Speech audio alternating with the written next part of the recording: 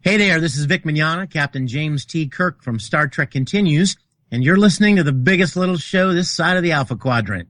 It's the Trek Geeks podcast with Dan Davidson and Bill Smith.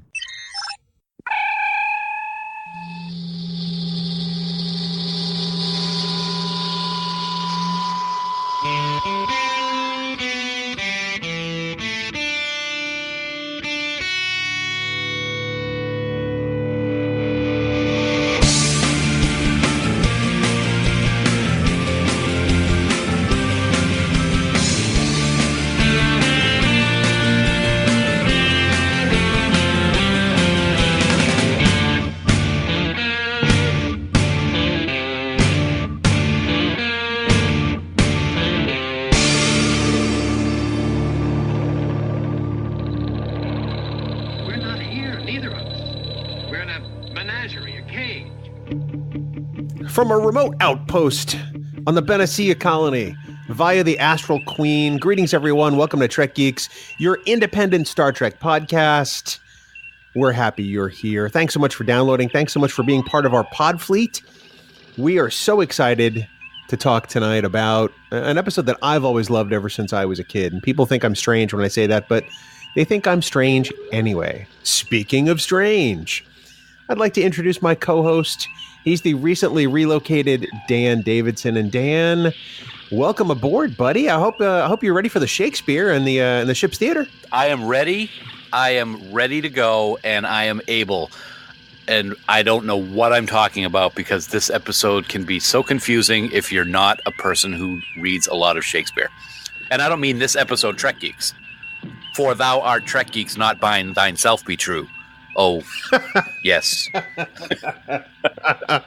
As long as it's not first kill all the podcasters, I think we'll be fine. Oh, thank you. So yeah, we're going to talk about a TOS episode today. And can you believe that the first time I saw this, I was about 6 or 7 years old, and I've loved it since then? It really is amazing when you think about it, because it's not one that I have loved through the years. And of course, we're talking about season 1 of TOS. The Conscience of the King. We're going to talk about that in depth today. But, you know, we've talked a couple of times here on Trek Geeks about your love of this episode and my non-love of the episode to a point. I have rewatched it based on just your discussion and some other things that we'll get into later on. And it's good, but I don't think I put it at the same level as you, but I'm still looking forward to talking about it. Well, that's outstanding. Did you know that it's also one of Ron Moore's favorite episodes? I did know that, as a matter of fact. I bet you thought you were going to catch me there, didn't you? It's actually his favorite TOS episode, if I recall correctly. He actually named a ship in his reimagined Battlestar Galactica the Astral Queen. There you go. Yes, there you go. But I'm looking forward to this. It's kind of neat. I'll tell you some of the things that grabbed me about this episode as we get into the discussion. But Dan, speaking of discussion, why don't you tell the good folks listening to this fantastical podcast how they can get in touch with us and leave us a voicemail or an email or just general comments? I would be happy to do that, Mr. Executive Producer. It's actually easier than ever to get in touch with us. You can head on over to trekgeeks.com/contact, and there you can find a variety of ways to send us your thoughts, and we want to hear from you. So you can leave us a voicemail, you can Skype chat us, you can fill out the contact form and send us a message directly. I almost said it correctly this week. I swear I'll get it one of these days. Also, please don't forget, you can click on the big blue button on the right-hand side of the website and leave us a voice message using SpeakPipe. And as always, we love talking about it, and we're going to continue talking about it. We want you all to join our official Facebook group, Camp Kittimer. There's always great Star Trek discussion, Star Trek pictures and polls and contests going on over there. We're adding new people just about every day to the Camp Kittimer family. And being part of Camp Kittimer gets you early access to episodes of the Trek Geeks podcast even before they're released. So that's pretty cool. To join the group, just head on over to facebook.com/groups/Camp Kittimer. And we will let you right in, Bill, myself, or maybe even one of our wonderful admins, Heather, Jackie, or Dan. But please remember that any messages or comments that you leave us in any of these places may be used in a future episode. That sounds so terrifying. But Camp Kittimer is such a friendly place, Dan. Wow. First off, I mean, you mentioned them briefly just a second ago, but we don't do enough to sing the praises of Heather, Jackie, or Dan. Oh, gosh. In their administration of Camp Kittimer. They do such a fantastic job, and we love all three of them. They are such wonderful Star Trek fans and dear friends of ours. We know them all personally, and they're all from different parts of the country, which is the best part. We all convened at STLV a couple of years ago, and I look forward to doing it again in the very near future. But they are three wonderful individuals with whom we could not make Camp Kittimer work any other way. So I can't agree more with you, man. It's so great to have all three folks, Heather, Jackie, and Dan, as admins. It puts our mind at ease that we know that the site is being administered the way that we want and in a positive way. And like you said, we can't give them enough praise for everything that they do over there at CK. It's not like every other Star Trek group out there on Facebook. I mean, we try to keep the trolling to an extreme minimum. Mm-hmm. We try to keep the discussions positive. We try to keep things PG-13 for the most part, and it's about love of Star Trek, and I think that's the best part about it. So, Dan, speaking of love of Star Trek, and you mentioned just a moment ago a variety of ways for people to get in touch with us. We have a couple of voicemails today. Nice, I like that. Yeah. I know. We're going to listen to the first one. It's from Jennifer, who took the time to leave us a voicemail. There are actually two of them, and I just put them together really quickly. And here's what Jennifer has to say. I would love to hear an episode about the technology in the 60s that was fantasy that we use every day. I mean, I'm using one right now to record this, and kind of what your thoughts are on how, even Shatner and Gene Roddenberry would think about their fantasy becoming reality. And I've even heard that Apple is coming up with a sort of food replicator, not quite, but pretty darn close. So I'd just like to hear, 50 years later when I can watch Star Trek on my tablet by saying, tablet, play Star Trek. So I have two more show ideas that I want to hear. I want to hear you guys' top 5 battles, like Sunday night, the Discovery kicked some ass. And when the Excelsior and Enterprise were fighting, that was pretty great. But what are your top 5 battles? And also an overview of all the different ships, like the Excelsior, the Defiance, the Franklin, and what their history is and why they're important to the Trek universe. Thank you.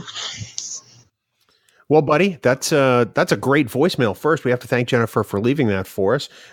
She brought up a variety of topics, which I thought were all fantastic, one of which might actually make a great Trek Ranks episode, huh? I think it would make it and I think you're talking about the battles. Is that correct?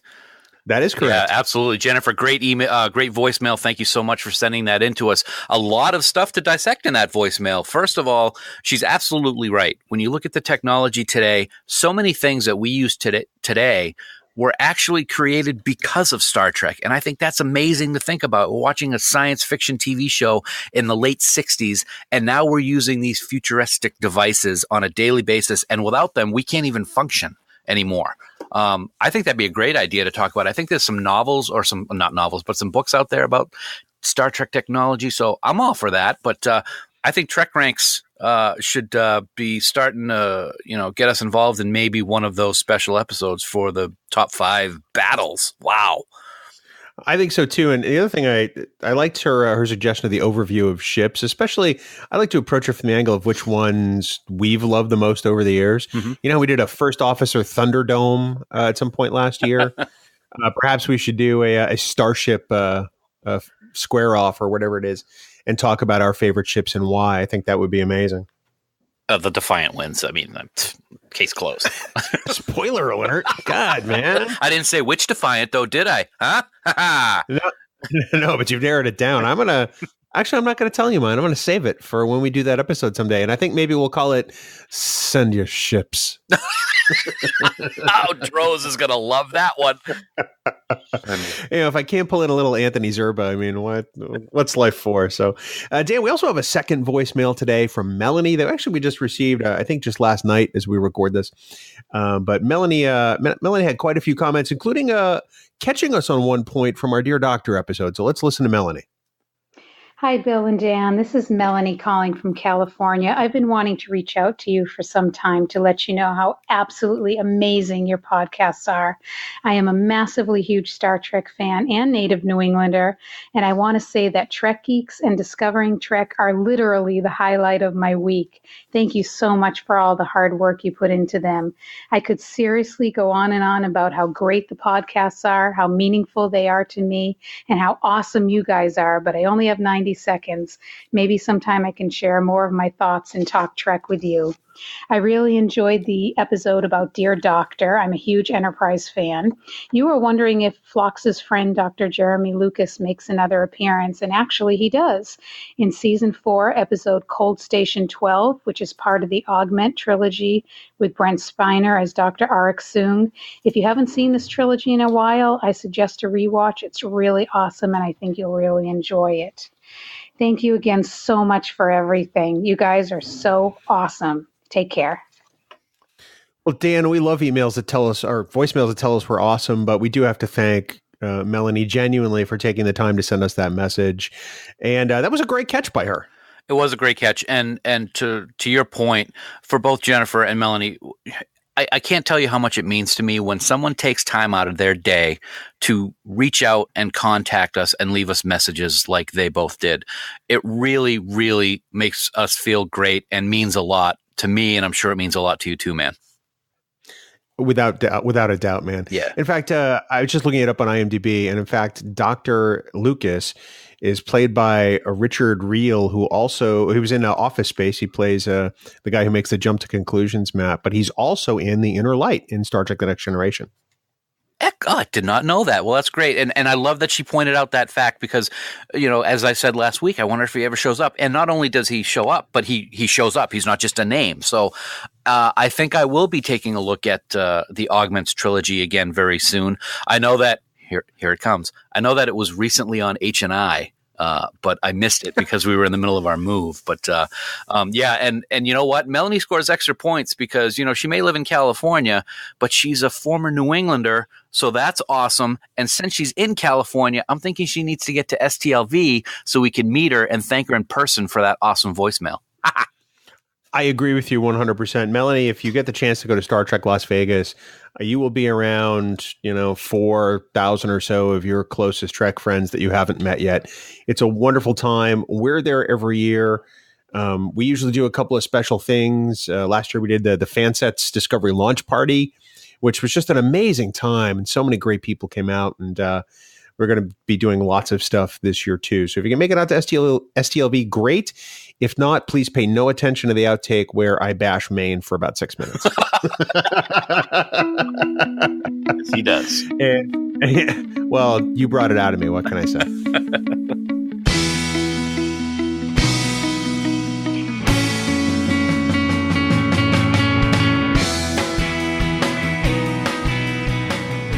Dan, it's time for the news from TrekNews.net. Spanning the Alpha Quadrant. For all the news on all the Star Treks, yo.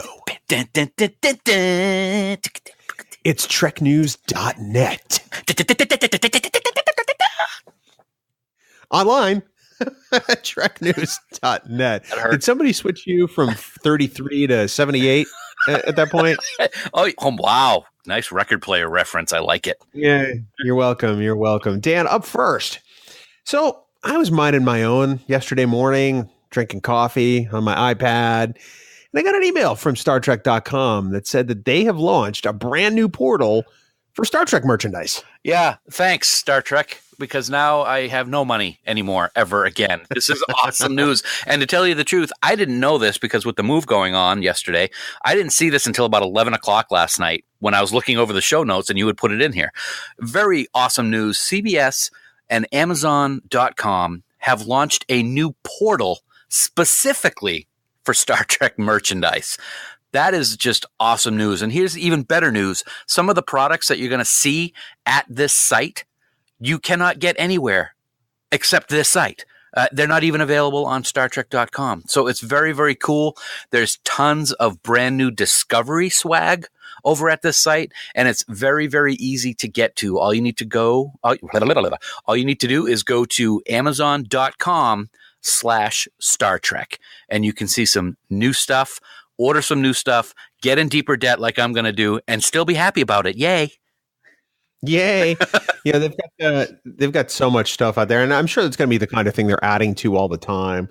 Some of the Discovery designs are really kind of great, and really even honestly better than the ones on StarTrek.com.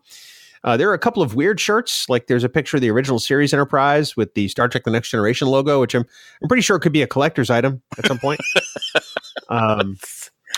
Yeah, I think that one actually may have been pulled down by today, so we'll see. It's new. Bugs. But when you think about it, it really is a brilliant thing to do because, I mean, Amazon.com, it's like the biggest site on the planet probably. And now you've got the best TV show ever there. 1 and 1 equals 2 last time I checked. So congratulations, Star Trek and Amazon. That's pretty awesome. Breaking news here on the Trek Geeks podcast. Dan Davidson attempts math and succeeds. Hey, great job, Dan. Thanks, buddy. Hey, no problem. Dan, up next in news, it appears that he who will always be Captain James T. Kirk, William Shatner, thinks that virtual reality is the key to bringing him back to Star Trek. This was quite a humorous article, I've got to say. Our friends over at TrekNews.net had this article. I read it and I was actually giggling to myself. Yes, in order for William Shatner to replay the role of Captain James T. Kirk, he thinks, like Bill said, virtual reality and CGI is the key to having his character return. And quote, Mr. Shatner here, "I recently connected with a virtual reality company, Ziva, and they have virtual realized me in 240 cameras all around shooting me. So they can now produce my body and my face in any way, shape, or form, including what I was like 50 years ago."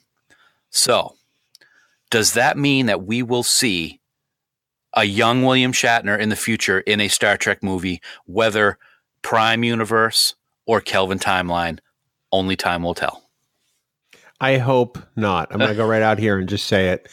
The guy, don't get me wrong. I love Captain Kirk. I love William Shatner's portrayal of Captain Kirk, but he's 86 now. Mm-hmm. They could make him look like 36-year-old Jim Kirk in the original series, but at the end of the day, he's still going to sound like an 86-year-old man. Now, okay, people will say that, well, look what they did with Peter Cushing's likeness in Rogue One, or Carrie Fisher's likeness at the end of Rogue One, or various other things. And it's possible. Yes, it's possible. But to paraphrase Star Trek VI: The Undiscovered Country, just because you can do a thing does not follow that you should do that thing. And I changed that line on purpose, Dan. I say that to myself every week before we start recording, Bill, but I don't want to digress. I can't disagree with you there. I mean, I actually like the Peter Cushing version in Rogue One. I thought that was done well. I did not like the Carrie Fisher version. I thought it was very fake looking. You know what? Leave Shatner or leave Kirk the way we remember him in TOS. There's no need to pull him in a virtual reality Kirk to do what's going to be done. We have Chris Pine as Kirk in the Kelvin Timeline, and fresh idea, young minds, fresh ideas. Be tolerant. That's what I have to say. Nice, I like that. Good deep cut there. Well, the other thing too is I'm sure Chris Pine won't be the last person to play James T. Kirk. Right. Let's be honest about this. Absolutely. At some point he's going to decide he doesn't want to do it anymore, or maybe he's at a point where he too feels he's too old to play Captain Kirk. So there's nothing that says that somebody else couldn't play Captain Kirk just as well as either of those two gentlemen. So as much as I appreciate Mr. Shatner's willingness, shall we say, mm-hmm. I had this reaction when you were reading the quote. I'm not surprised that he was excited to be surrounded by 240 cameras. Wow. Well, you know what? Maybe if he changes his mind and decides to come on the Trek Geeks podcast, maybe my mind will change too. But until then, until that, I'm sorry, hell is frozen over. What's that? I think it'll be even longer than that. Yeah. Oh well. And it's not because we don't want him here. It's because Shatner doesn't do podcasts. Right. Period. And Dan, lastly, in news, I think you and I are both a little tired. I mean, you from the move, but we're also pretty exhausted because the first season finale of Star Trek Discovery was this past Sunday, man. And wow. I can't even say anything about it. I really can't. Yeah. Well, we don't give spoilers on this podcast. Right. I'm not going to tell anybody anything that happened. But I'm going to go out on a limb and say this, and you can follow up with whatever you like. If you have been waiting to watch Star Trek Discovery until it was bingeable, now's your chance, because you could watch all 15 of these episodes inside a few days. And man, what a ride. That's all I got to say. I just get so frustrated when I think, how can people say this is a bad show? And how can people say this is not a good Star Trek show? It has been everything that I have wanted in a new Star Trek series. I absolutely love it. I am just so excited about what we have seen over the last 15 episodes. I'm even more excited for the fact that they're working on season 2 right now. It's actually being worked on right now. I'm very sad that we have to wait a long time until we get to season 2, but it gives us all this time to talk about what we just saw and to talk about what we think is going to happen in season 2. I'm thrilled that Star Trek is back on the air. I love Discovery. It was an amazing season, and I cannot wait to see what happens in season 2. Well, and if you're just picking up Star Trek Discovery because the season is over, please remember that we have a companion podcast designed to follow each episode of Star Trek Discovery, so you can get the breakdown and analysis from us and some of our amazing friends who joined us all season long at Discovering Trek, which you can find at podfleet.com. And it's just sit back and enjoy it. I mean, know that season 2 is going to take on a little more of that Star Trek optimism, but they kind of had to get there from here. And it's been a long road, Dan. It's wow, you're welcome. The deep cuts this episode, this may be the most we've had so far, and I have a feeling there'll be more. I do. Oh, absolutely, there will be. But it's the kind of thing where if you binge it, I think it's going to be a completely different experience seeing it the first time. And as much as I wish I could do that, I'm glad I watched it from week to week. I'm glad we both watched it week to week. It gave us the chance, when we're commuting to work every day, we get to dissect the episode on so many levels. And then we do it on Discovering Trek also for the listeners. But I like that. Doing a whole binge of all 15 episodes and then trying to take it all in and dissect it, I think would be a little bit too much, especially for someone like you. I know. But I know. We do what we can. But yeah, I agree with you. I loved watching it episode to episode every week, but I'll tell you what, I can see myself sitting down and watching 3 or 4 episodes at a time while I'm ironing, possibly over the next several months. Allegedly. And Dan, we want to tell everybody that, of course, we're done the first 15 episodes of Discovering Trek. Coming up in the very near future, probably next week sometime, we will be dropping a special season recap with our good friend Ken Ray from Mission Log. So that's very exciting. We hope everybody keeps an eye out for that on the Discovering Trek feed. And once we record that, I think we'll actually drop it in the Trek Geeks feed and give everybody appropriate spoiler warnings. He's Ken Ray. I just wanted to do that. I'm sorry. Yeah, no, it's cut that out. I will He's going to say, stop joining us. Cut it out. I'm very excited to talk to Ken. He's such a great guy. Just does a great job over at Mission Log and Mission Log Live, and it's going to be really, really special to have him sitting in the Discovering Trek special guest star seat.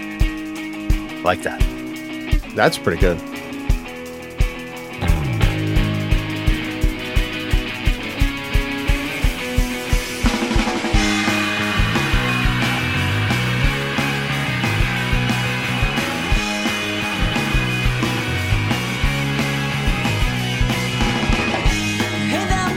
Dan, we mentioned it just a couple of moments ago, but we want to remind everybody that now it's even easier to subscribe to both Trek Geeks and also Discovering Trek, a Star Trek Discovery companion.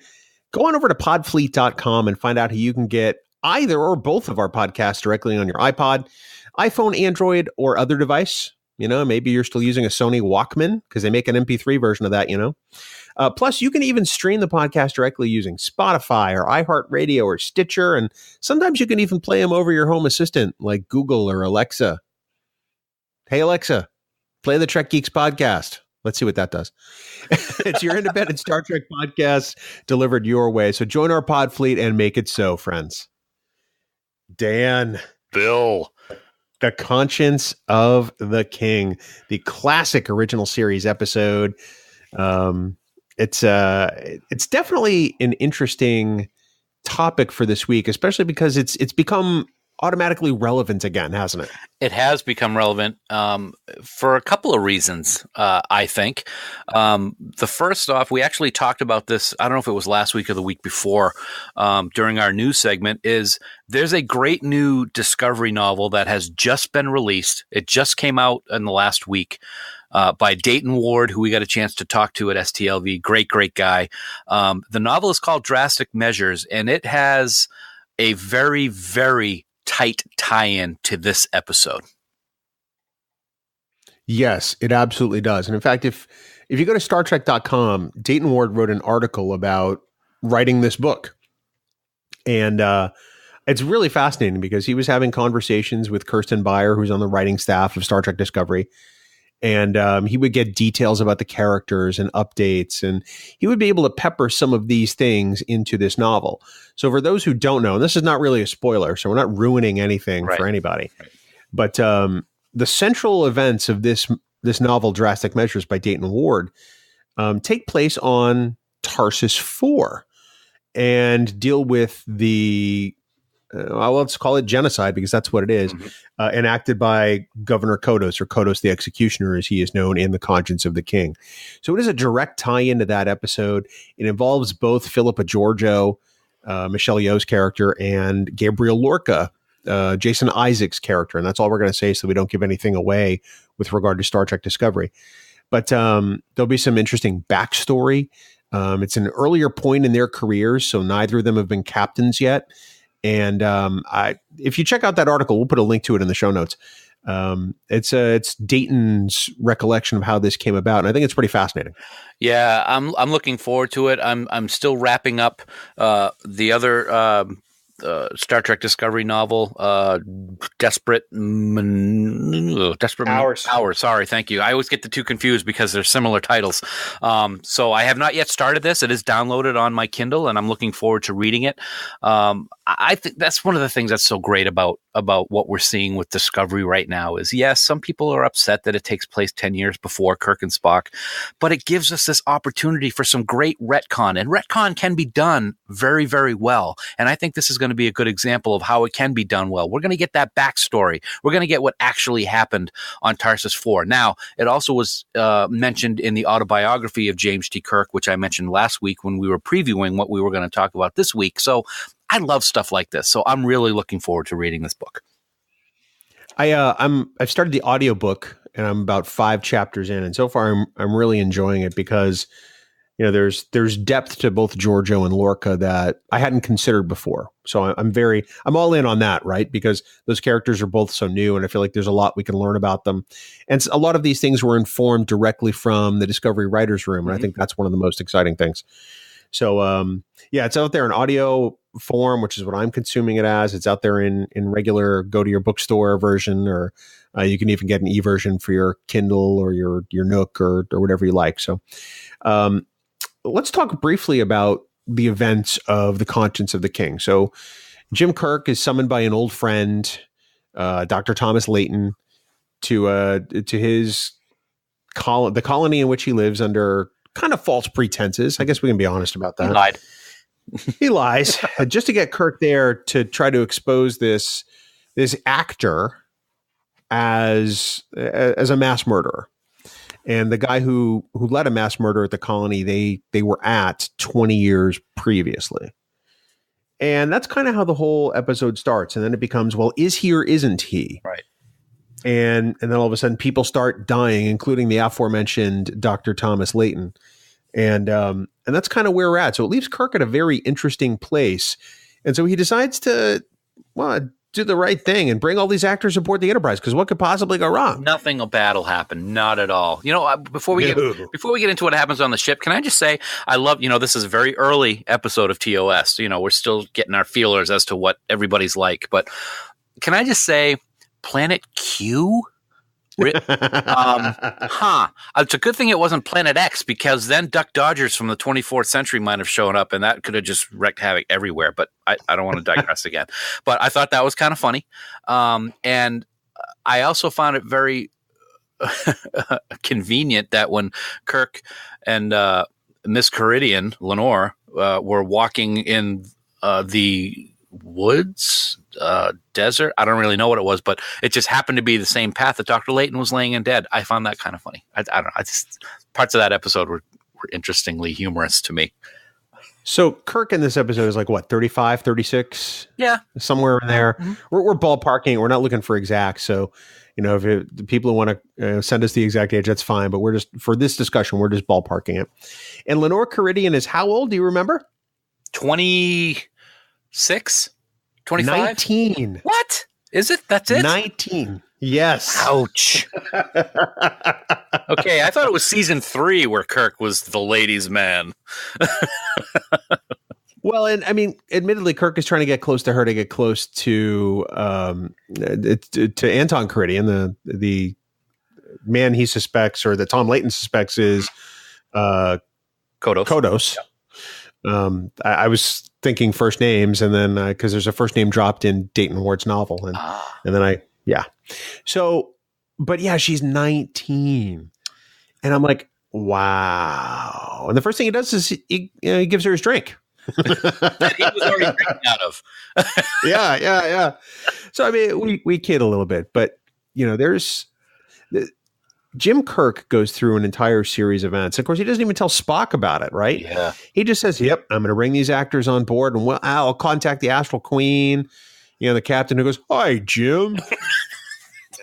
And I'll take them to their calling. I'll figure out what's going on. And he doesn't tell the person he trusts the most, which is Spock. And that's something that always really kind of made me scratch my head about this episode. We've talked about Kirk's obsession before. And in this case, it's different than the episode obsession, but he clearly has an obsession to solve this mystery and figure out what's going on after his friend dies. Yeah, I agree with you there. And I think one of the things that is a miss in this episode, and by that I don't mean a miss as in a miss, but a miss, is it is an early episode. We're still getting to know the cast and crew, and there's very different personalities and way things are done in this early episode. The way Spock talks to McCoy is very different than what we're familiar with. Just, I think it's kind of cool that the doctor can be sitting there in the doctor's office having a drink. That's always interesting. And the way that Kirk does keep things to himself and doesn't share anything with Spock. And then when Spock asks, he gets kind of pissed off. It's very different than what we're used to only a few episodes down the road in TOS season 1 when everything starts to come together. So for me, I think that's one of the reasons that I kind of have issues with this episode is because it's so different than what we're used to seeing with the TOS crew. Make sense? But you see, that's one of the things I actually like about this episode, to be honest.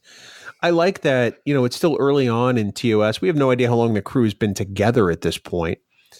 And I'm sure there are things that they're still working through because we do see them evolve, even if this series is completely episodic in nature and has amnesia from what happened essentially from one week to the next. Mm-hmm. But I do like that some of the interactions between McCoy and Spock are definitely more chain of commandish than they are necessarily friends who constantly torment each other, something I would know absolutely nothing about. Wow. Well, don't get me wrong. I don't dislike those scenes. I just think it's because it's kind of disjointed in what we're used to. It makes it a little peculiar for me, but I do agree with you. Those scenes are great. It's almost as if Spock is giving the doctor an order without saying, "I'm giving you an order." Well, and he does when he says, "Yeah, no, you're going to present that report to the captain right now." And I'm like, okay. Whoa, dude, step off. Let me finish my drink first. Yeah, it's Spock. At least, well, let me finish what I'm doing. Let me finish the report. Nope. Here we go. Yes, indeed. And Spock is very blunt in this episode. He's very forthright, almost kind of the way he is in Where No Man Has Gone Before to that extent, but certainly a little more polished.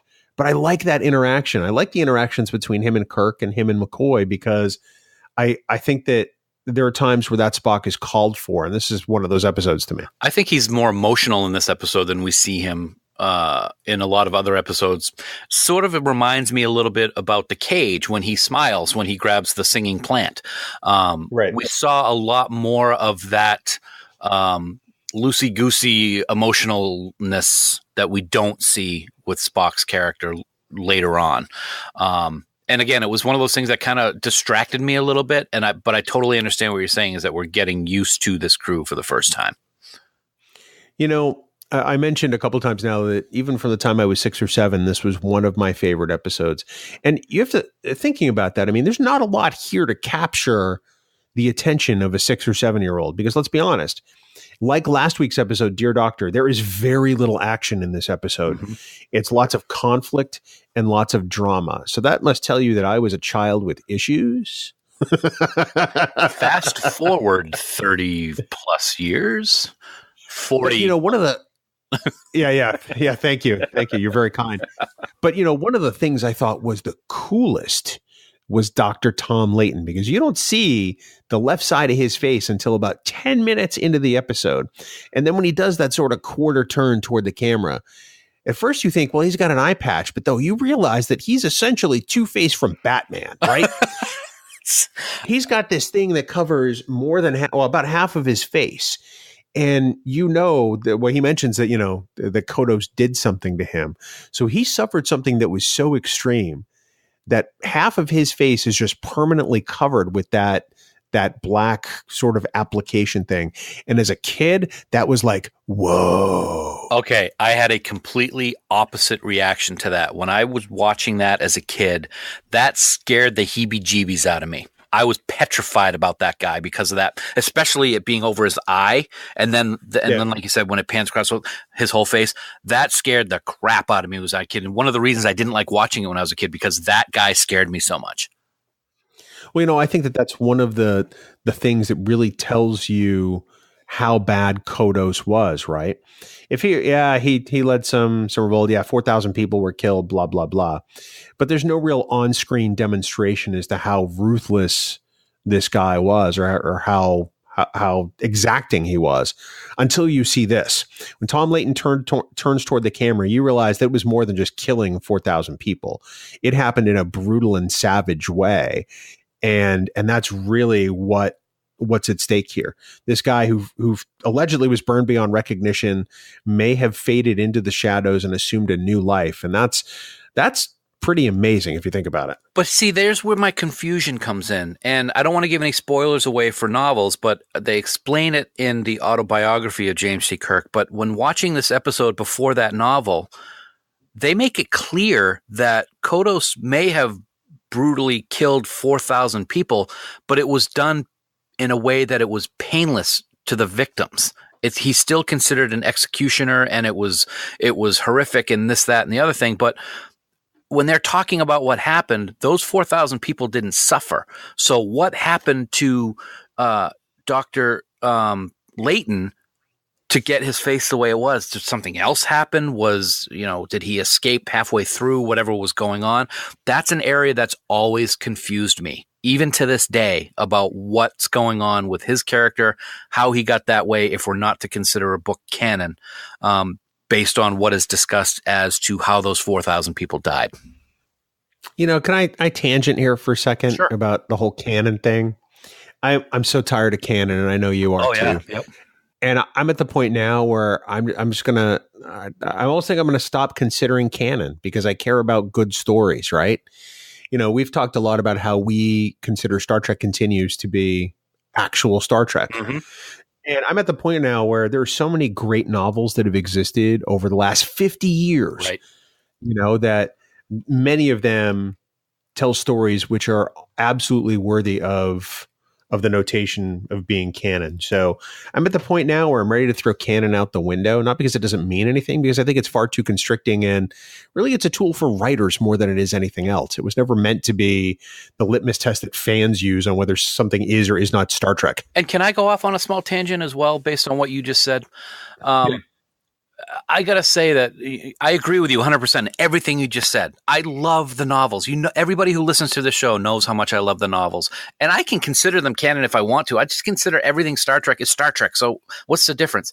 I got to imagine for the folks writing Discovery, sitting in that writer's room every week, they must pull their hair out when they start talking about what is canon and what isn't. Can we do this? Can we do that? Do we have to pull this in?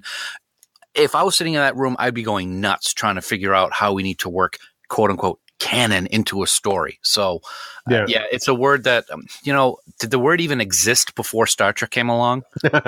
It did. It's got actual religious connotations, which is the other thing that just makes me bristle.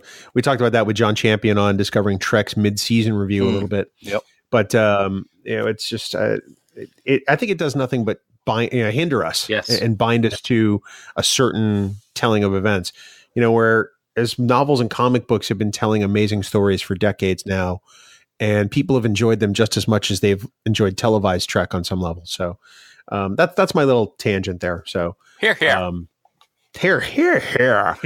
One of the other things that has always impressed me about this episode in hindsight, not necessarily when I was a kid, because I didn't really know at 6 or 7 years old, is that this is really one of the earliest injections of Shakespeare into Star Trek.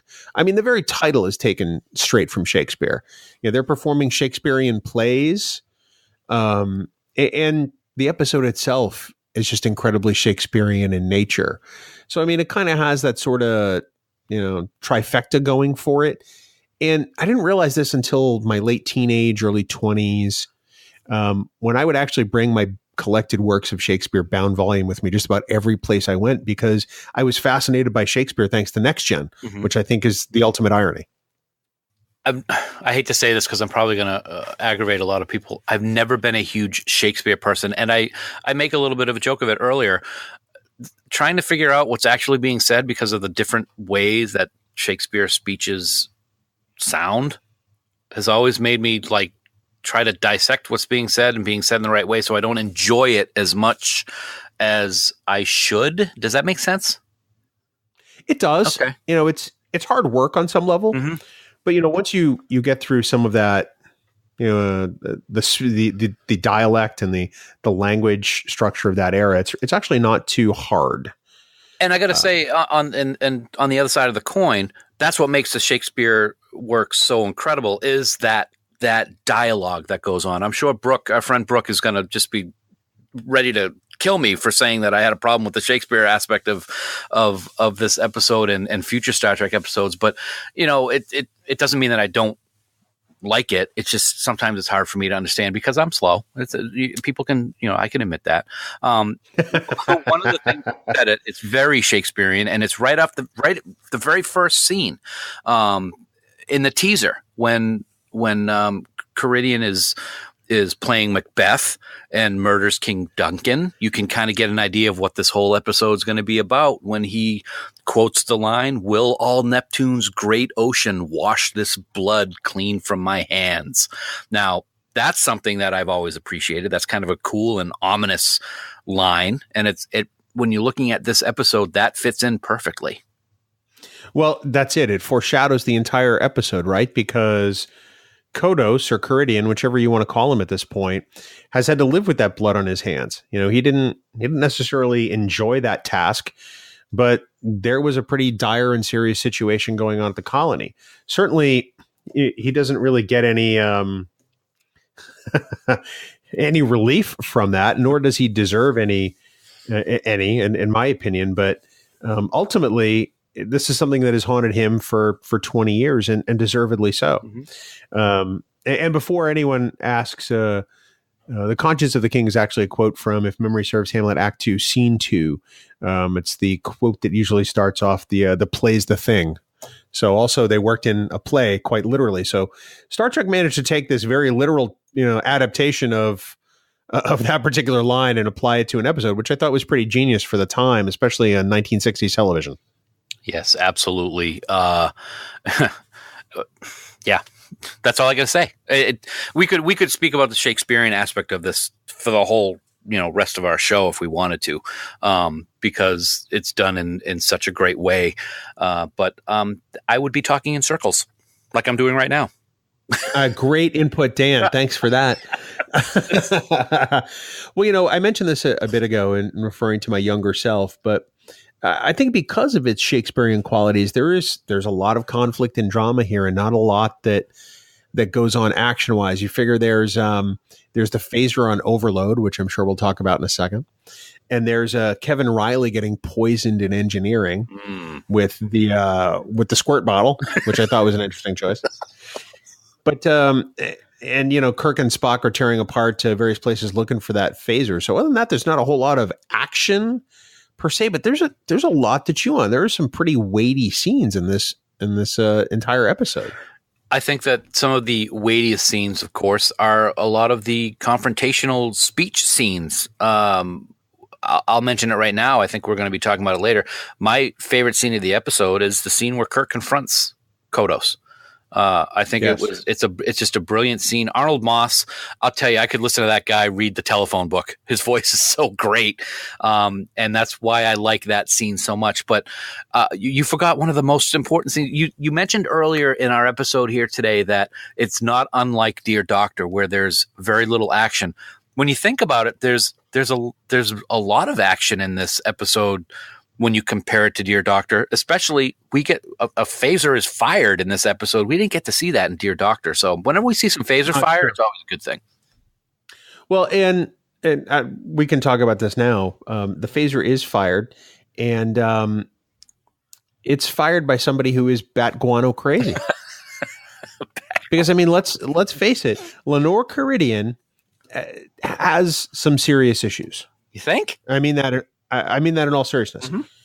And to say that she's back guano crazy is to maybe lighten it up a little bit, because this is a pretty heavy episode.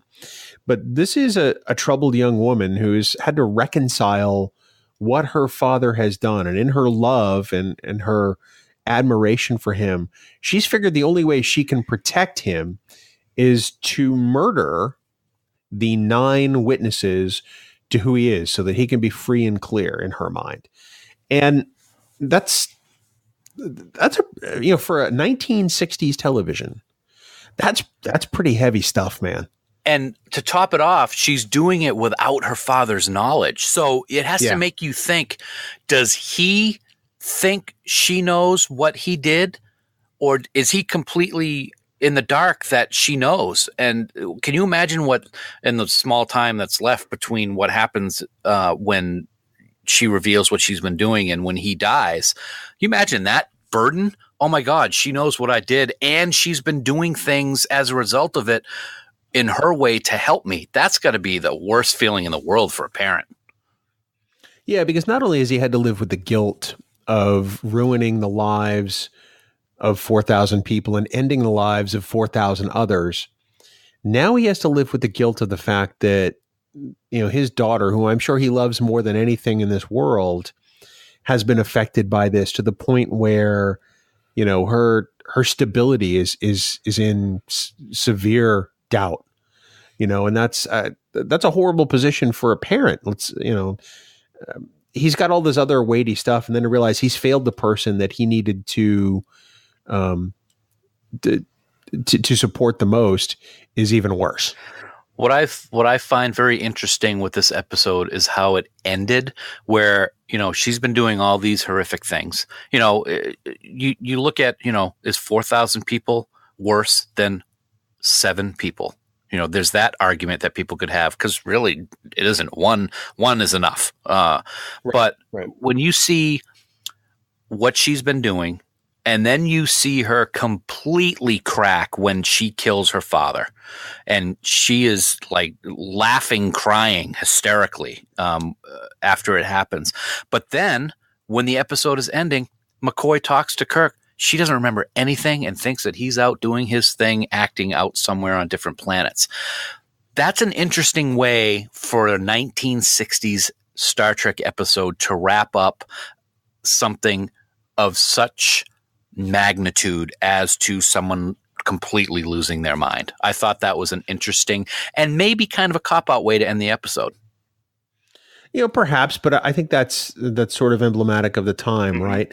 They call it a psychotic break, and so you can have a little bit of empathy or even sympathy for the character.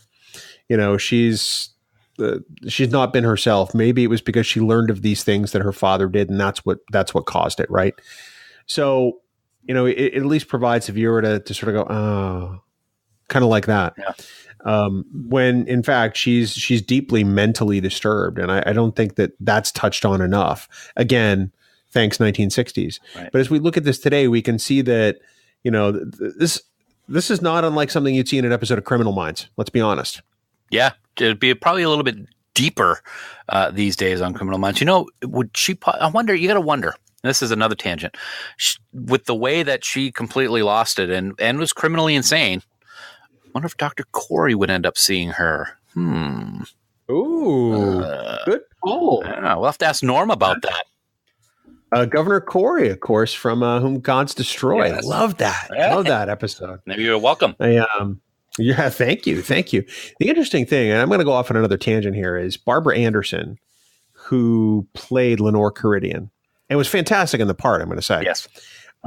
Was on the series Ironside with Raymond Burr for 100 episodes or so. So I mean, she's certainly somebody who's made her mark on television. Mm-hmm. Ironside was one of my parents' favorite shows, and I actually wound up opening a checking account for Don Galloway, who was one of the stars of Ironside when he moved to New Hampshire after he retired. So wow, there you go, little story. Okay, yeah.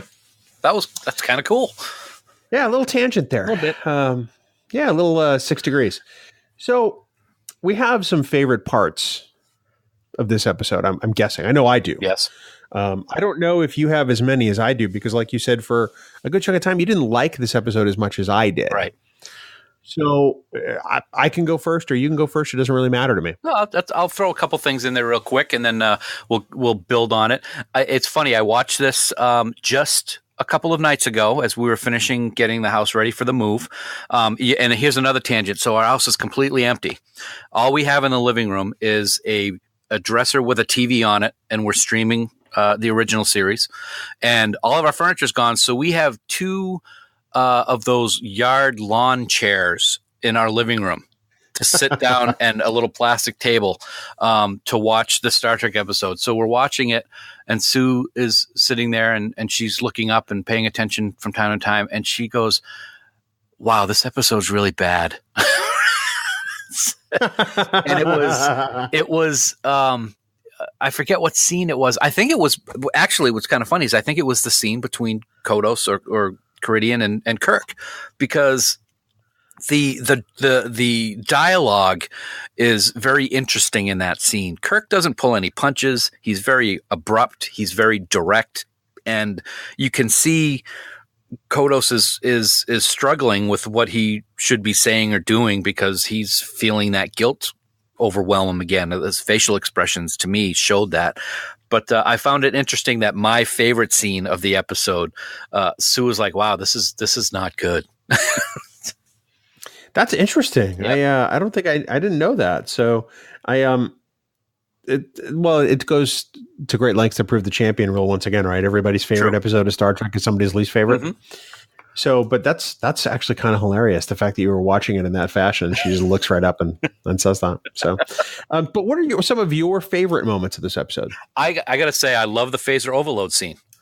I think it's hysterical, because really, guys, you're going to go, it's the captain's quarters, and they hear this phaser. Of course, now you would think that the sound would be coming from a direct area, but whatever. But anyway, so Kirk is just kind of standing there, and he's looking around, kind of like Jim Carrey with his arms swinging back and forth and Ace Ventura, and Spock's in the captain's bedroom, just going through the drawers and just flailing clothes all over the place. I thought it was hysterical. Spock finally leaves, and Kirk is still looking through books, and then all of a sudden, it's too loud for him, and he has to put his hands over his ears. I just think it's just so silly, but it's funny. And then when he sees the phaser, thank God it was a red alert, otherwise he wouldn't have seen it at all. And then they just kind of have this magical phaser dump chute so that they can put an overloaded phaser in there and it won't hurt the ship, even though it'll take out 2 or 3 decks if it explodes, not in that phaser dump chute. Well, here's the thing we have to assume with that, right? That it's a trash chute, not unlike the ones that they had in like some apartment buildings at the time in the 60s. And theoretically, it takes the trash and dumps it into space. So So I have to believe that the phaser was jettisoned out into space, right? Yep. And I'm like going, so wait, what are the trash protocols on the Enterprise? Because it's not like they have like a giant room like there was on the Death Star. So are they just taking their trash and going, oh yeah, no, I'll be right up to my shift on the bridge. Let me just get rid of this, these fish bones.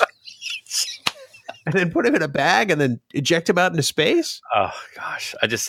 I mean, it's so unrealistic, but I think that's one of the reasons why I love the scene so much. I just love it. The whole Spock flailing the shirts and stuff out of the drawers, I just think it's funny. It's like, dude, you can't hear the phaser. It's up in the corner. It's not in his room. Hashtag fish bones in space. That is, to me, a scene. I mean, it's meant to be dramatic, right? I do look at it as a bit lighter because it is a little preposterous. And to me, it helps, now 50 years after the fact, it helps break the tension of the whole episode to me. Clearly the characters are in peril. They dealt with it the best way they could. Somebody had the idea, let's put a trash chute or something there or whatever they want to call it.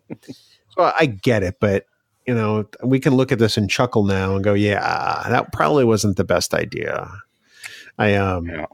Yeah. Any other favorite moments? Humorously, I think Riley's food of disassembled Rubik's Cube is pretty funny. We hear that quite a bit in different episodes of TOS. You brought it up before, the squirt gun, squirt bottle poisoning when he's drinking the milk. I thought was kind of funny, and you would have a glass of milk like that when you're working in engineering. It just seems a little strange to me. But I will say that in all seriousness, one of the things I also like the most about this episode is we get to see Kirk in a way that we don't see him. And that sounds a little bit hypocritical of what I said before, in that we're not used to the crew, but you see him as a regular guy trying to work his charm on somebody at the beginning, especially at the party. You get to see a side of him that we don't get to see when he's in command of the Enterprise. And I didn't dislike that. I thought it was interesting, if not laying it on a little bit too thick as Kirk with Ms. Karidian, but I did really enjoy that aspect of the character. That's actually one of the things I was going to bring up as one of my favorite moments. So we'll talk about it now. Kirk on the planet. You're right. He's a relaxed Jim Kirk. Even Lenore Karidian, brings it out. It's like, this isn't the guy who's responsible for hundreds of lives and a ship. He's a guy who can kick back a little. He can let his hair down. And I think that's one of the interesting things that we didn't see enough of Kirk in the original series, because he was always a commander and a leader of men and women. Right. And I agree with you entirely. It's one of my favorite parts of this episode, is seeing that nuance and that depth to Kirk that Shatner gives him in that scene, because it's really quite brilliant. It is very brilliant. It's always something that I've liked about this episode. Absolutely. You got any others? The silver tights on Karidian are hysterical, but of course it's the wardrobe of the time. I just thought that was kind of funny. And you just talked about a Kirk on the planet.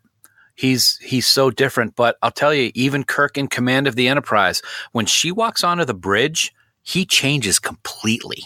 It's really interesting to see that he can be so smitten by someone that he's just met. We don't see this very often with Kirk, but we have Dr. Marcus and we have Raina Kopic in another episode later on down the road. There are certain women in Kirk's life that really make us see that he really can love someone. I just think it's kind of funny that he can love someone after only talking with her for 5 minutes and giving his drink to her. And then seeing his friend dead. Yes. I've got a few moments that I think are fantastic in this episode. And I mentioned Kirk on the planet just a second ago. I have to say, I love Uhura's song when Kevin Riley's in engineering and he's like, yeah, sing something for me. And she sings Beyond, I think it's Beyond Antares in this episode, right? And I don't know. It's just it's a beautiful song. Nichelle, of course, sings it amazingly well. I think it fits the scene. It allows us to see that there's something amiss going on in engineering when Kevin Riley's not looking. Great lighting. Oh man, the lighting in that engineering scene is just fantastic. Mm-hmm. But I think it's something that fits well, unlike the space hippie jam later on in the series. Doom. Sorry. Let me. One thing, I agree with you. I love the song, but one thing that distracts me every single time I've watched it, which isn't a lot, is the lip syncing is completely off by Nichelle when she's singing the song. Yeah, that doesn't bother me. It bothers me. Right? It drives me crazy. To be honest, in the 40 plus years I've been watching this episode intermittently, I've never noticed it. Well, that's you. Thanks for ruining this episode for me, Dan. And then I have to say that I really dig the observation deck scene in this episode. Mm-hmm. I think that there's a really nice give and take between Lenore and between Kirk. It's the first time they talk about how they try to mimic nighttime on the Enterprise. I think that's really fascinating. It gives you some kind of look on how they try to approximate, planetary conditions on some level, regardless of what that planet is. But it does make me wonder where the observation deck is on the Enterprise, because it's supposed to overlook the shuttle bay, right? Yeah. And then immediately behind them is a window with stars moving, I think, from left to right. Yes. No innuendo in that scene either, huh? No, none at all. No. No, it is a good scene. You know what it reminds me of? That whatever set that they used kind of reminds me of the scene in the Mark of Gideon when they open the window and they're all kind of milling around. I don't know if it was the same set. It's just for some reason that reminds me of it. But yeah, that's a good scene as well. I hadn't thought of that one. I'm pretty sure it's either a variation of that set or it at least uses one of the same set pieces. Mm-hmm. But you're right. It made me think of Mark of Gideon instantly too. So, but I do love the give and take between the characters there in that scene. Mm-hmm. Those are some of my favorites. About the phaser on overload, just to double back to that for a second. I was watching it just the other day and my dog was on the sofa sleeping until the phaser on overload kicked into high gear. And then she sort of shot up and was like, "What's that?" I'm like, no, Abby, it's okay. It's just a phaser on overload. They're going to put it down the garbage chute. It'll be fine. Boba Fett. And she's looking at me like, yeah, Boba Fett, where? And she's looking at me like, what does that mean? I have no idea what you're saying to me. Almost kind of like my wife would look at me. So, yeah. So, Dan, I was considering central questions for this episode. And in my mind, there's really only one. And I think that it's got many possible answers to it, which is why I sort of left us with one central question. And it's this. What, if anything, should Captain Kirk have done differently in handling this? Because there are a series of things that go wrong simply because he brings these actors on board the ship. Yeah. The one that stands out for me the most, I think, man, is that scene between he and Kodos. He just walks in and goes, "Hey, this is long past due. Like, are you Kodos?" I mean, he is so wham in your face, and I thought that was a poor decision for a captain of a starship to make. Now, granted, that was a horrific thing that he witnessed 20 years ago, but I think it could have been handled differently. It's like I don't even know how to relate it to anything in today's world. It's like going to talk to somebody that hey, did you kill that guy yesterday? I mean, just like bluntly, just opening up a conversation with a question like that. I mean, automatically, Karidian is on the defensive, and it makes for a very uneasy and awkward conversation, even if it's deserved. From his standpoint, that was something I think he could have done differently. Of course, bringing the whole crew on or the whole cast on was probably not the smartest of ideas. No, and that's kind of what I go back to. I always say to myself, that company of actors should never been brought aboard the Enterprise, because there's a ship of 430 people. And, if they suspect that Kodos is killing people at that point, because that was what he thought. Mm-hmm. Why put people on the Enterprise at risk? This could have been dealt with on Planet Q, which is not where the Q live, by the way. Whoa, really? Yeah. No, it's not. It's not. Wow. Spoiler alert. Thanks. Especially once he discovered that Tom Layton was dead, right? One of his friends. Why bring that whole mess up to the Enterprise? And why not deal with the planet side? Was there any investigation? All they did was they picked the guy up off the ground and put him on the couch. Yeah. He brings him in the house, puts him on the couch. The wife puts a blanket over him. and then cries and runs away. It's like, well, and then he goes, "Oh, let me call the Astral Queen." Hiya, Jim. I knew I was just going to do that. Oh my God, that's funny. So, I mean, I get it. I mean, they had to get the action aboard the ship. It's a bit of a, in a way, a ship in a bottle episode in that regard. Mm-hmm. But I just think that, and Kirk, does it partly out of his obsession to figure out what's going on. But I do think that it's a poor decision on Kirk's part, even if I love this episode as much as I do.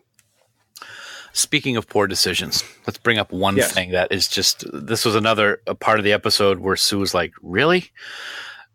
McCoy has to have a little bit more tact, I think. Oh my God. Let's just do this captain or this ship's medical officer log really loud about how this guy could be a mass murderer who killed the family of the guy 5 feet away from me. Whoa. If I've learned anything from this particular episode of Star Trek is don't tell McCoy stuff. And possibly HIPAA doesn't exist in this century. You think? I'm just saying. Yeah. Very nice. Yeah. Lay off the soft phones. In the history of the theater, no doctor's ever made the first few minutes of a play. Oh, where'd he go? I wonder if he heard my log. Maybe I'll tell the captain. Yes, indeed. Oh, good stuff. Dan, that kind of wraps up our look at Conscience of the King. So much to talk about this episode, but I think what I really recommend people do is watch it. Go and get Dayton Ward's novel Drastic Measures, which we have bought ourselves. We haven't been comped anything. This was not a paid discussion of the Conscience of the King by any means. And then go watch Conscience of the King again, because I think it's going to bring a whole lot more to light that'll give us something to think about. At least that's what I plan to do, and I'm sure that you probably will too. Absolutely. I plan on it. And again, I'm going to give another plug. There is a great chapter in the autobiography of James T. Kirk that deals with Tarsus IV, and it's done very well, like we talked about before, canon, non-canon. Great books. Enjoy them. Don't read too much into canon or not.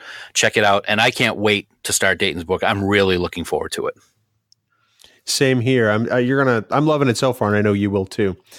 Dan, of course, we want to thank our dear friends 5 Year Mission, the amazing band. Dan, they are writing one song for each and every episode of the original series, and sometimes more than that, as we've learned over the years. And it's music that we just love. They are every ounce of music that you hear on Trek Geeks, from the opening theme to the bumper music to the end theme. And on Discovering Trek 2, we want everyone to head out to 5yearmission.net. Get all their albums, prepare, because year 4 is going to be hitting very, very soon.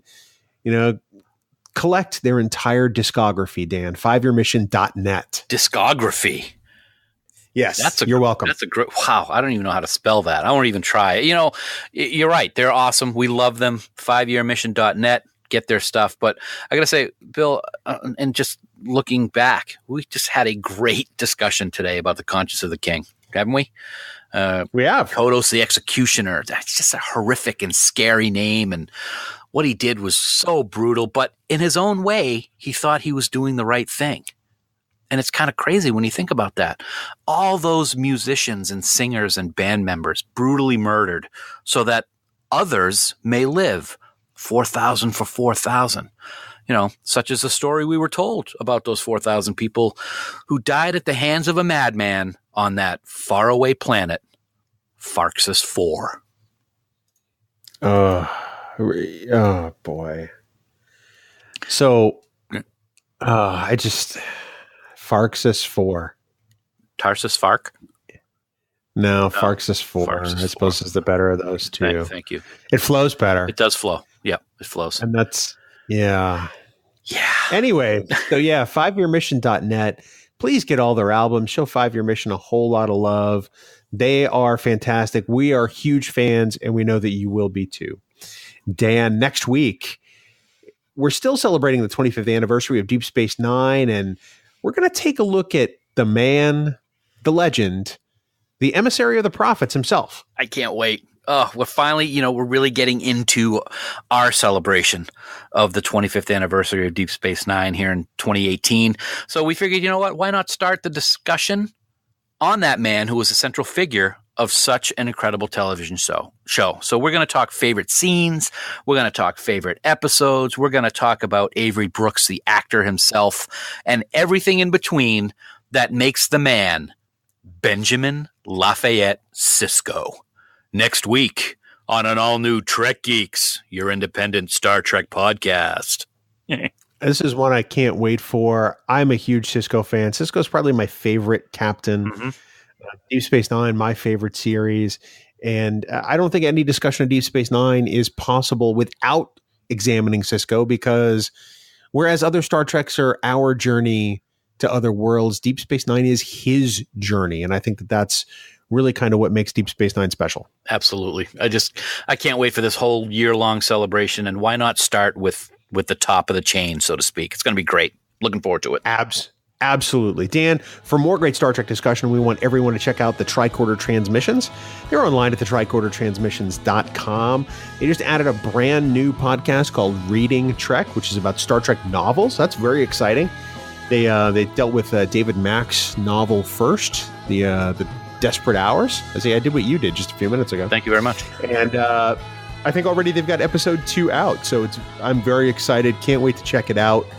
That's the tricordertransmissions.com. And of course, for all the news on all the Star Treks, please visit our great friends at treknews.net. For now, this has been episode 129 of the Trek Geeks podcast. We do hope you all live long and prosper.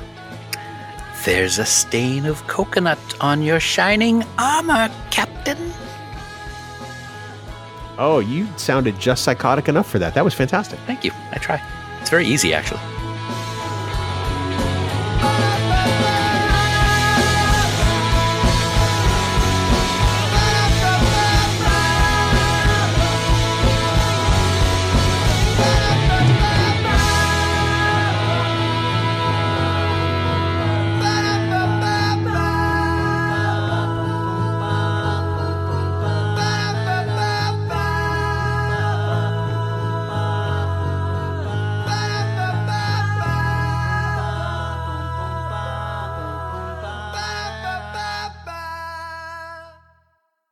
Bing bong. Can you do that again? I don't know if I can. No, come on, punch yourself physically. Well, I'd rather punch you. Okay. Well, bing bong from New Hampshire. Bing bong. Welcome, Granite Stater. Yes, it's good to be back. You'll always be a Mainer in your heart, though. Don't let my wife hear you say that. She'll be punching you. Well, no, I would never say that to her because she is a Mainer. Yes, but you're a Mainer. Oh, all right, if you say so. I think there's the entire state of Maine that is going to disagree with you on that. I am from away, as they like to say. I don't give a crap what they say. You're from Maine. Wow. Where did you move here from? Well, that's Maine. You're from Maine. Well, where did I move from first? New Hampshire, but you hate New Hampshire. So wow. Okay, for all the people in New Hampshire listening right now, Bill is lying. I love New Hampshire, and I'm glad to be back. You're only moving back because you're working in Massachusetts and you don't want to pay Mass state income tax. Wow, my goodness gracious! So it's not untrue. It's great to be back here with you, I guess. Ugh. No, it's not. No, it's really not. So how did the move go yesterday? It went well. It was a long day. I mean, we've done. Oh my God, we have done. I'd say 10 to 15 landfill runs in the last 2 weeks for stuff that we just decided we weren't going to keep, and we still have a full storage unit in Maine and a full U-Haul truck out in my brother-in-law's driveway. You gather a lot of stuff in 16 years, and it was very hard for me to say stuff and not boop. So yeah, right. I can only imagine. I mean, someday when we decide to relocate, we'll have that problem ourselves, I'm sure. Yeah. But still, yeah. It was very bittersweet. We're both excited about the next chapter, but we were there for 16 years, and at the end of the day, when we were all done and leaving, we had every light of every room in the house on, and we started in the finished basement and walked and videotaped every room and shut off every light as kind of like a little just like a little process, and we ended up the last room was our bedroom, shut the light off, and headed out. That was it. Wow. Yeah. And you feel good about it? I feel good. It was sad. But yeah, we feel good. Get things started down here and be closer to you all the time. That's great. I can't wait. Great. Yeah, great. So it's funny, though. We're heading back up to Maine and tomorrow for the closing. So we can't stay away. That's because you're a Mainer. Gotta go get some lobster. I want some lobster, buddy. Oh, wait, I got to bleep that one. Yeah, you do. Oh, boy. I mean, it's accurate as far as your Mainer dialect. Yes. I'll tell you what, driving down that highway, I couldn't believe it. All the traffic was coming to and fro. I couldn't even believe what was going on. Wait, people from Maine don't talk that fast. Let's be honest. Hey-o. Thank you. Thank you. There was one time I was about 19 years old. I was a regional trainer for Friendly's, the restaurant chain. Mm-hmm. And I was on my way to the South Portland restaurant to do training. Mm-hmm. And I took back roads because my father at the time suggested I should go up through New Hampshire and cut over. And so I tried that, and I got lost because these were the days before turn-by-turn navigation in your car. Yeah, these were the days before cell phones. Mm-hmm. You know, you had a map or you had an atlas, and you if you were taking a long trip, you did one of those AAA trip ticks. But yet I digress. And so I tried this, and I got lost because it was easy to do if you take back roads, right? Mm-hmm. Absolutely. It shaved a half an hour off my trip, in theory, until I got lost. And then I stopped at some stupid gas station asking for directions to the Friendly's in South Portland. And it's like a bad movie, man. I tell you what, the old guy who was wearing overalls and a red baseball cap that wasn't Red Sox, it was just plain, literally said to me, and I can't make this up, "Can't get there from here." Oh, yes. Yeah. And I'm like, this is so. Now I understand the stereotype. I mean, stereotypes come from somewhere, right? But I was convinced there was a camera on me, just waiting for the reaction, almost like candid camera. Yeah, you can't get there from here. But what you want to do is you want to go up the road, and you don't want to take a left. You don't want to take a right. You want to take a straight. Take a straight, go up that way, and then you'll be right up there, buddy. You still talk way too fast. Take it straight. Yeah, you got to take it straight. He's almost like Forrest Gump. Here's the other thing: is you can drive the speed limit in Maine on the highway on the interstate and pass people right and left. It is a slower pace of life in Maine. It's beautiful. Don't get me wrong. It's the way life should be. That's the motto. Which is why you couldn't wait to get the hell out. I'm kidding. Oh, wow. Ooh, okay. I love Maine, especially leaving. Dun, dun, dun. Hey, the best thing about Maine is it's not Vermont. Oh, yeah, well, that's true. Wow, listen to us rag on other New England states here on Trek Geeks. Us? What are you talking about? It's a singular this time, Pally. Listen to all your Maine stereotypes that you're bringing out in your impersonation. That's hatred right there, mister.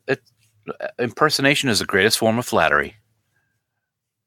No, it's imitation is the most sincere form of flattery. And yeah, Mainer. Yep. Yeah. I call you Granite Stater. Doesn't have the same effect. No, doesn't.